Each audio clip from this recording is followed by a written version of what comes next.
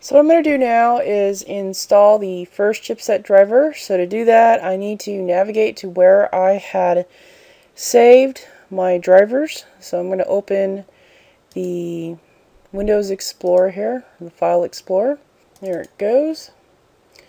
So within drive letter E, I'm going to go to my X directory, and within X, I have drivers. You may have saved it within X software, then maybe drivers or something like that. And here, I have the option to install this BIOS update. Like I said, this is an optional update. You can actually do this before you actually reformat. It's totally optional. Since this is not really a normal, typical install, I'm not going to do that one. I'm going to choose one that you might normally see. So let's try this first one here, this 01. So what I'm doing is just starting at the top. I'm just going to work my way down to the bottom. And this folder is empty, so I'm going to skip that one and go to the AMT.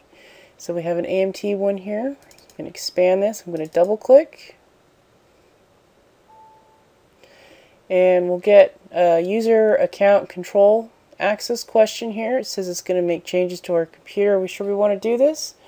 So I'm going to click yes. So we'll see something that looks like this. Intel Unified AMT 7. Install or update your system with this software.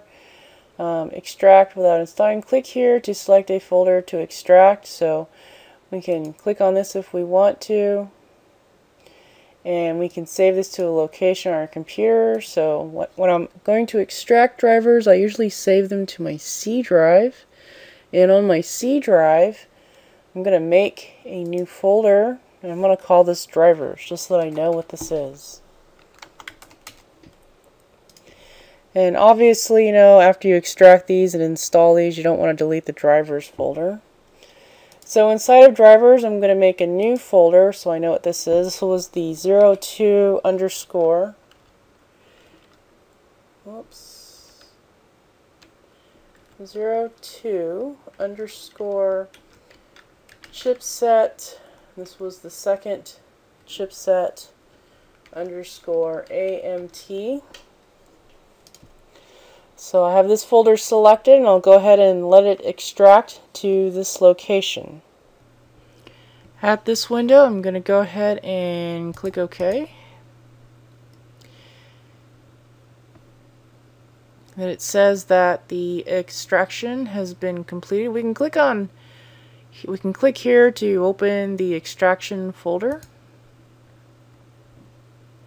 So this is where it was unpacked to. From here, I'll locate the setup.exe folder and file, and I'll just double click on it. At the user account control, I'll go ahead and click yes to that. Because I am installing these drivers through a virtual machine, I'm going to receive this error here. On your computer, you should not receive this error. It should actually go through and install. And like I've kind of mentioned before, the install is pretty straightforward. You just click OK, next, whatever you need to do to proceed through. You don't need to tweak any of the options, just leave everything at default and just finish out the installation. So this is where I'm going to end this tutorial, since I am unable to install drivers into this virtual machine since it's using virtual machine drivers. So I've pretty much got the driver installation process started for you. I'm going to be doing that for each of those drivers that I have. So if I go back into here and take a look in my drivers directory, I'm basically going to go through here, double click on it, save it to a pre-made folder. So I'll create a folder on my C drive and extract it there, and then I'll run the installer from there, and I'll do the same thing for all of these other drivers that I have downloaded. The last thing that we need to do is check computer management to make sure that everything got installed. So we can do that by pressing Windows and the R key on our keyboard, which should open the Run dialog, and then we type in compmgmt.msc, which is kind of an execution command to open computer management. So I'll click OK here.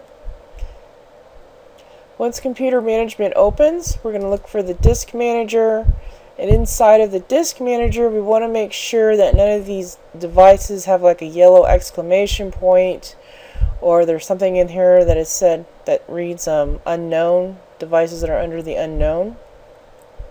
And since we don't have anything like that in this list, this tells me that we have all of our device drivers installed.